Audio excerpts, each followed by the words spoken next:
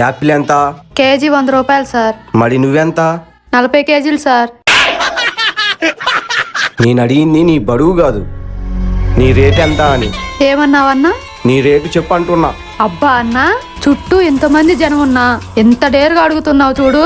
నీ ధైర్యానికి మెచ్చుకోవచ్చు అన్నా, కానీ నీకు ఈ పద్ధతి అంత ఈజీగా రాదన్నా.